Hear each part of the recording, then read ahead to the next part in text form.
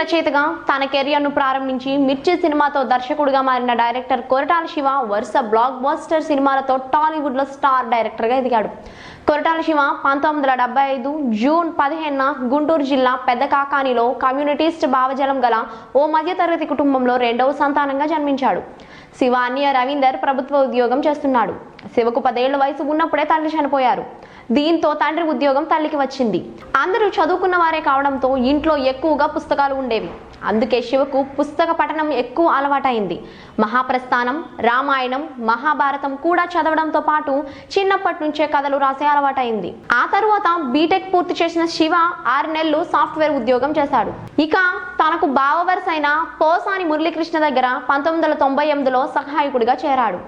కథలు రాయడంతో ఎన్నో నిద్రలేని రాత్రులు గడిపారు శివ. 5 ఏళ్ల కష్టపడి మంచి రైటర్గా పేరు పొందారు.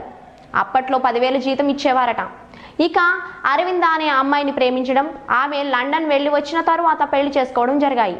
ఇక మాస్ మహారాజా రవితేజ భద్ర సినిమాకు రచయితగా కథ అందించారు. ఒక్కడున్నాడు, మున్నా, బృందావనం, బూసరవెల్లి వంటి సినిమాలకు మాటల రచయితగా పనిచేశారు శివ.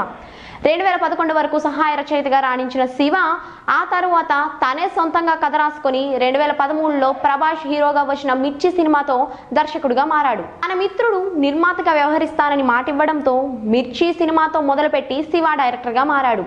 ప్రభాస్ హీరోగా వచ్చిన ఆ సినిమా సూపర్ హిట్ అవడంతో తొలి చిత్రమే బ్లాక్ బస్టర్ అందుకున్నారు శివ. మిర్చి మూవీతో ప్రభాస్ కి కూడా మంచి హిట్ దక్కింది. అయితే ఈ సినిమా 2 రోజుల్లో విడుదలవుతుందనగా తల్లి చనిపోయారు. దాంతో అప్పట్లో విషాదం చోటు చేసుకుంది. ఇక 2015లో మహేష్ బాబుతో తీసిన శ్రీమంతుడు మూవీ బ్లాక్ బస్టర్ అయింది. గ్రామాన్ని దత్తత తీసుకోవడం అనే నేపథ్యంలో వచ్చిన ఈ మూవీ మహేష్ బాబుకి మంచి హిట్ వచ్చేలా చేసింది. ఆ ఏడాది అత్యధిక వసూలు సాధించిన సినిమాగా రికార్డు సాధించింది.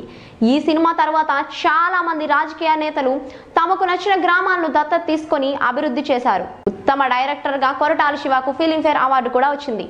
ఇక 2016లో జూనియర్ ఎన్టీఆర్, మోహన్ లాల్, సమంత, నిత్యా మీనన్ నటించిన జనతా గ్యారేజ్ మూవీ కలెక్షన్ల వర్షం కురిపించింది. ఆ తర్వాత 2018లో మహేష్ బాబుతో భరత్ అనే నేను మూవీ కూడా కొత్త పుంతలు తొక్కింది. భారీ వసూళ్లతో సరికొత్త రికార్డును క్రియేట్ చేసింది. ఇకపోతే ప్రస్తుతం మెగాస్టార్ చిరంజీవితో సినిమా చేయడానికి సిద్ధమవుతున్నారు మన శివ.